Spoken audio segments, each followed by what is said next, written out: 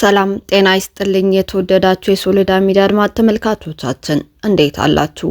በዛሬው ዝግጅታችን ፕሬዝዳንት ትራምፕ በሁለተኛው የምርጫ ዘመናቸው በአባይ ውሃና በታላቁ የኢትዮጵያ ህዳሴ ግድብ ላይ ይዘው ብቅ ያሉት የድርድር ፍላጎት ለምንና እንዴት የሚሉ መላምታዊ ትንተና የሚያትት የዘወትር የሚዲያችን ቤተሰብ አርዱል ሀቡሽ ከምስራቅ ኢትዮጵያ የላኩልንን እጅግ ግሩም ትንታኔ ይዘንላችሁ ቀርበናል።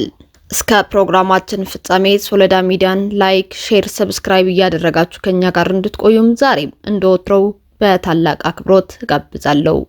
አብራችሁን ቆዩ። ፕሬዝዳንት ትራምፕ በሁለተኛ የምርጫ ዘመናቸው በአባይ ውሃና በታላቁ የኢትዮጵያ ህዳሴ ግድብ ላይ ይዘው ብቅ ያሉት የድርድር ፍላጎት ለምንና እንዴት የሚሉ መላምታዊ ትንተና። ፕሬዝዳንት ዶናልድ ትራምፕ በሁለተኛው ፕሬዝዳንታዊ የምርጫ ዘመናቸው የሚያገለግሉበትን ሁኔታ ከግምት ውስጥ በማስገባት በመጨረሻው የእውቀት ማሻሻያ ላይ ይህ እንዳልሆነና ግምታዊ ሆኖ እንደሚቀይም ይታሰብልኝ። በኢትዮጵያና በግብጽ መካከል በአባይ ውሃ ክፍፍልና በታላቁ የኢትዮጵያ ህዳሴ ግድብ ዙሪያ ለማደራደር ያላቸው አዲስ ፍላጎት ምክንያቱ በመጀመሪያው የስልጣን ዘመናቸው ወቅት ሁለቱን ሀገራት በማደራደሩ ከገጠማቸው ውድቀት ያገኙት ትምህርትና ልምድ በመነሳት አሁን ላይ ከሚስተዋለው የጂኦፖለቲካዊ ሁኔታዎች ተለዋዋጭነትና የፕሬዝዳንት ዶናልድ ትራምፕ አሁን ላይ የተከተሉት ካለው የተለየ የውጭ ፖሊሲ ዘይቤ መሰረት በማድረግ በታላቁ አባይ ግድብ ዙሪያ ኢትዮጵያንና ግብጽ ለማደራደር ፍላጎቱ ሳያድርባቸው እንዳልቀረ መረጃዎች ይጠቁማሉ። ለማንኛውም ፕሬዝዳንት ዶናልድ ትራምፕ በመጀመሪያ የምርጫ ዘመናቸው ያልተሳካላቸውን ማደራደር በሁለተኛው ፕሬዝዳንታዊ ዘመናቸው ሁለቱን ሀገራት ለምንና እንዴት ለማደራደር እንደፈለጉና በታሪካዊ አውድ ላይ በመንተራስ ባጭሩ እንደሚከተለው ለማብራራትና ለመተንተን ሞክራለሁ። ፕሬዝዳንት ዶናልድ ትራምፕ በመጀመሪያ ፕሬዝዳንታዊ ዘመናቸው ኢትዮጵያንና ግብጽን በታላቁ የኢትዮጵያ ህዳሴ ግድብ ዙሪያ በዋሽንግተን ለማደራደር ያደረጉት ጥረት መና መቅረቱን እያወቁ ለመሆኑ በሁለተኛው ፕሬዝዳንታዊ የምርጫ ዘመናቸው ሀገራቱን ዳግም ለማደራደር ለምን ፈለጉ ለሚለው ጥያቄ መልስ ለማግኘት የተለያዩ ምንጮችን ሳስስ ፕሬዝዳንት ዶናልድ ትራምፕ አሁን ላይ በታላቁ የኢትዮጵያ ህዳሴ ግድብ ዙሪያ ኢትዮጵያና ግብጽን እንደ አዲስ ለማደራደር የፈለጉበት ምክንያቶች የሚከተሉት ሲሆኑ እነርሱም አንደኛ ከመጀመሪያው የድርድር ውድቀት በመማርና ስማቸው ለማደስ በመፈለጋቸው፣ ሁለተኛ የጂኦፖለቲካዊ ሚዛን ለማስጠበቅና ተፎካካሪዎችን ለመመከት፣ ሶስተኛ የሀገር ውስጥና ዓለም አቀፍ የፖለቲካ ድጋፍ ለማግኘትና አራተኛው የቀጠናዊ ግፊቶች ማየል እንደሆኑ ተቀምጠዋል። እነዚህን ምክንያቶች አንድ በአንድ ብንመለከት፣ አንደኛ ከመጀመሪያው የድርድር ውድቀታቸው በመማርና ስማቸው ለማደስ በመፈለጋቸው። ፕሬዝዳንት ዶናልድ ትራምፕ እንደ አውሮፓውያን አቆጣጠር ከ2016 እስከ 2020 ድረስ በነበረው የመጀመሪያው የስልጣን ዘመናቸው ኢትዮጵያንና ግብጽን በታላቁ የአባይ ግድብ ዙሪያ በዋሽንግተን ለማደራደር ያደረጉት ጥረታቸው ለግብጽ ያደላ የድርድር አካሄድን በመከተላቸው ኢትዮጵያ ድርድሩን ለማቋረጥ በመገደዷ ወይም ከድርድሩ በመውጣቷና ጉዳዩ በአፍሪካ ህብረት ወደሚመራው ድርድር እንዲመራ በመደረጉ ምክንያት የትራምፕ አደራዳሪነት ሊጨናገፍ ችሏል። ይህንን የተገነዘቡት ፕሬዝዳንት ዶናልድ ትራምፕ በአሁኑ ሁለተኛው የስልጣን ዘመናቸው ትራምፕ የቀድሞ አደራዳሪነት ሚናቸውን በአዲስ መልኩ ለማደስና የጀመሩትን የአደራዳሪነት ሚናቸው ከዳር ለማድረስና ጉዳዩን ለመዝጋት በመፈለግ ይህንን እንዳልተጠናቀቀ ጉዳያቸው አድርገው በመቁጠር ይሆናል።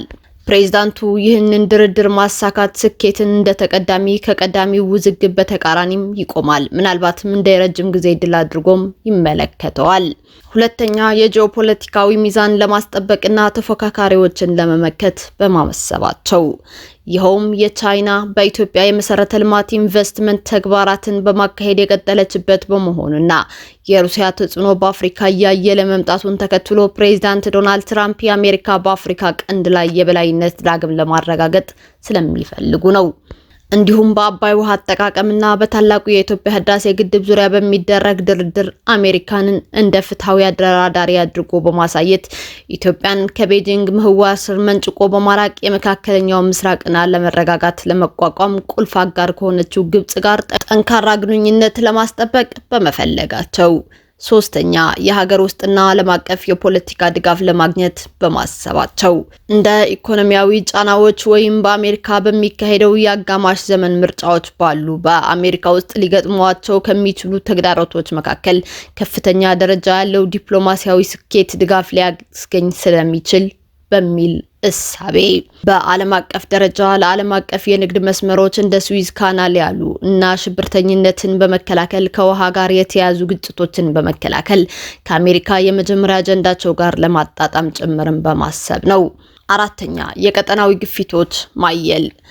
ይኸውም እየጨመረ ያለው የድርቅ ስጋት፣ የአየር ንብረት ለውጥና የታላቁ የኢትዮጵያ ህዳሴ ግድብ የአንድ ወገን ሙሌት ውጥረቱን መጨመሩን፣ ግብጽ በውሃ ደህንነት ላይ ያላትን ስጋትና የኢትዮጵያ የመልማት ፍላጎትን፣ በተለይም የአሜሪካ የስለላ መረጃ በዚህ ምክንያት የግጭት መከሰት ሁኔታ እያየለ መሆኑን የሚጠቁም ከሆነ በጉዳዩ ውስጥ ጣልቃ ለመግባት እድሉን እንደ መልካም አጋጣሚ ሊጠቀሙበት ከማሰብ የመነጨ የማደራደር ፍላጎትም ሊሆን ይችላል። ድርድሮቹ እንዴት ሊያሳኩት ይፈልጋሉ የሚለውን እኒ አንደኛ በዘመነ ዲፕሎማሲያዊ ማዕቀፍ በመጀመሪያው ጊዜ በግምጃ ቤት ከሚመራው የድርድር አካሄድ በተለየ ፕሬዝዳንቱ በአሁኑ የሁለተኛ የምርጫ ዘመናቸው ሊከተሉት የፈለጉት የአደራዳሪነት አካሄድ ቅልቅል ወይም ድብልቅ የአደራዳሪነት ሞዴልን ሊያካትት የሚችል ሲሆን ይህ ማለት በግምጃ ቤት ወይም በንግድ ዲፓርትመንቶች በኩል ኢኮኖሚያዊ ማበረታቻዎችን በማካተት የውጭ ጉዳይ ሚኒስቴርን ለገለልተኛነት መገለጫ ተሳትፎን በማሳደግ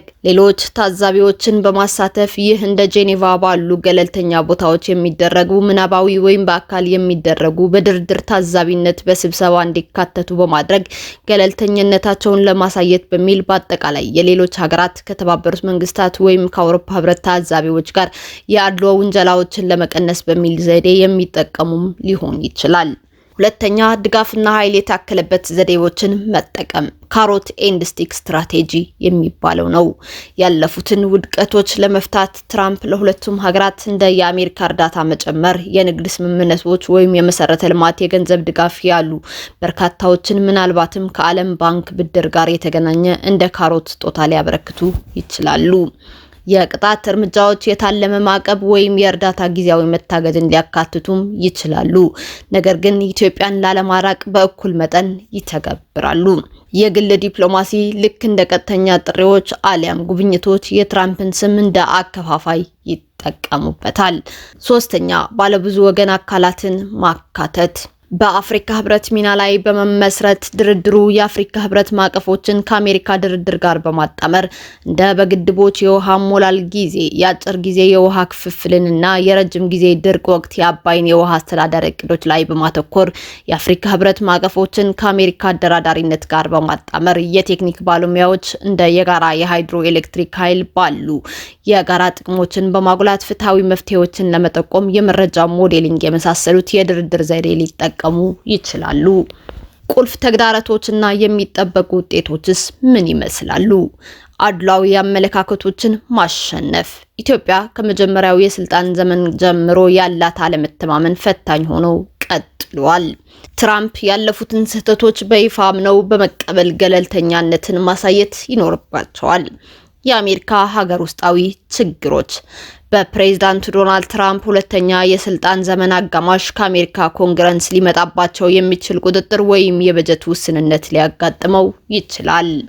ይህም ለማደራደር የሚያደርጉትን እንደ ማደራደሪያ የመጠቀሚያ መሳሪያዎች በመሆናቸው በዚህ ችግር ምክንያት ማደራደሩን አስቸጋሪ ያደርገዋል። ሊከተል የሚችል ሰፊ አንድምታዎቹ ስኬት በዓለም አቀፍ ደረጃ ድንበር ተሻጋሪ የውሃ ለመግባባቶችን ለመፍታት ቅድመ ሁኔታዎችን ሊፈጥር ይችላል። በመሆኑ ይህንን የማደራደር ፍላጎት ከዳር ደርሶ ፕሬዝዳንት ዶናልድ ትራምፕ በአባይ ውሃ ክፍፍልና በታላቁ የህዳሴ ግድብ ዙሪያ በኢትዮጵያና በሱዳን እንዲሁም በግብጽ መካከል ያለ አንዳች ተጽዕኖና ሀገራቱን የሚያረካ ድርድር አካሂደው ከተሳካላቸው በዓለማችን የአሜሪካ ተጽዕኖ ፈጣሪነት ያሳድጋል። ነገር ግን ድርድሩ ሳይሳካ ከቀረ እንደ ቻይና ያሉ ተፎካካሪዎችን ሊያጠነክርና ክልላዊ አለመረጋጋትን ሊያራዝምም ይችላል።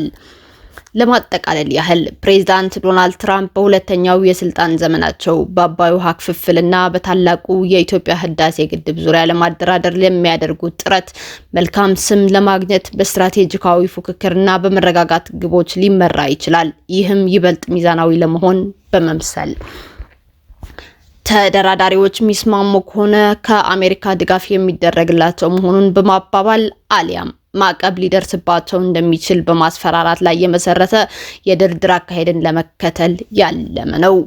ይሁን እንጂ በሀገራቱ ስር የሰደዱ ብሔራዊ ጥቅሞችና ታሪካዊ ቅሬታዎች በእንደዚህ አይነቱ የድርድር አካሄዶች መፍትሄ ላይ ለመድረስ ትልቅ እንቅፋት ሊፈጥሩ ይችላሉ የሚል መላምታዊ አስተያየት አለኝ። አርዱል ሀቡሽ ከምስራቅ ኢትዮጵያ። ክቡራን የሶሎዳ ሚዲያ ተከታታዮቻችን በዘወትር የሚዲያችን ቤተሰብ አርዱል ሀቡሽ ከምስራቅ ኢትዮጵያ የቀረበውን ይህንን እጅግ ሀገራዊ ትንታኔ ነበር ወደ እናንተ ያቀረብ ነው። ለዛሬ ያቀረብንላችሁ የትንታኔ ዝግጅታችን እዚህ ጋር አጠናቅናል።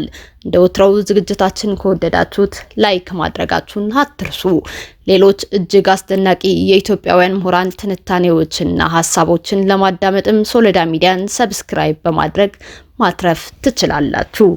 አዳዲስ ትኩስና ወቅታዊ ሀገራዊ እንዲሁም ዓለም አቀፋዊ መረጃዎችን በቶሎ እንዲደርሷችሁም የደወል ምልክቷን መጫናችሁን አትርሱ እንላለን። በያላችሁበት ሰላም ጤናና ብልጽግና እመኝላችኋለሁ። ሰላም ለጋራ ቤታችን ኢትዮጵያ። ሶሎዳ ሚዲያ ጥር 15 2018 ዓ.ም